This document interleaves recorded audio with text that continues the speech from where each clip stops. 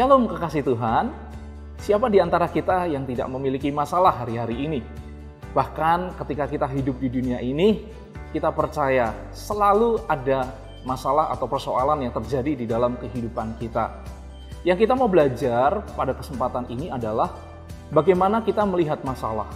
Saya percaya masalah bukan dilihat dari bentuknya. Kalau kita melihat bentuk, ada banyak bentuk masalah yang Tuhan mungkin izinkan di dalam kehidupan kita.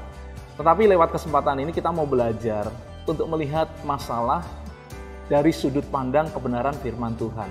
Kita mau melihat masalah dengan cara pandang Tuhan, dari kacamata Tuhan. Mari kita buka sama-sama di dalam Lukas 8 ayat 49 sampai yang ke-55. Di situ dikatakan demikian, ketika Yesus masih berbicara, datanglah seorang dari keluarga kepala rumah ibadat itu dan berkata, "Anakmu sudah mati, jangan lagi menyusahkan guru." Tetapi Yesus mendengarnya dan berkata kepada Yairus, "Jangan takut, percaya saja, dan anakmu akan selamat." Setibanya di rumah Yairus, Yesus tidak memperbolehkan seorang pun ikut masuk dengan dia kecuali Petrus, Yohanes dan Yakobus dan ayah anak itu serta ibunya. Semua orang menangis dan meratapi anak itu. Akan tetapi Yesus berkata, "Jangan menangis, ia tidak mati, tetapi tidur." Mereka menertawakan dia karena mereka tahu bahwa anak itu telah mati. Lalu Yesus memegang tangan anak itu dan berseru, katanya, "Hai anak, bangunlah."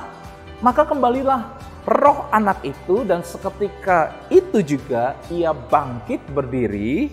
Lalu Yesus menyuruh mereka memberi anak itu makan. Bapak, Ibu, Saudara, coba lihat ayat yang ke-52. Di sana ada dua situasi. Yang pertama adalah semua orang menangis dan meratapi anak itu. Saudara, kalau Anda melihat masalah dari sisi manusia, maka manusia itu penuh dengan kelemahan. Manusia itu daging yang lemah. Oleh karena itu kalau Anda melihat masalah, persoalan, problema dari sisi kedagingan kita, dari sisi manusia kita, maka akan sangat berpotensi untuk menjadi lemah, letih, lesu, dan beban berat. Tetapi ada kabar baik yang kedua adalah mari kita melihat, di situ dikatakan ada sebuah kalimat, "Jangan menangis, ia tidak mati tetapi tidur." Ini diucapkan oleh Yesus. Lihatlah masalah dari sisinya Tuhan. Lihatlah masalah dari kacamatanya Tuhan, dari sudut pandangnya Tuhan. Kalau kita belajar melihat masalah dari sudut pandangnya Tuhan, artinya adalah yang pertama kita belajar menyerahkan perkara kita untuk diambil alih oleh Tuhan. Yang kedua, kita belajar mempercayai Tuhan bahwa Dia sanggup menyelesaikan masalah kita.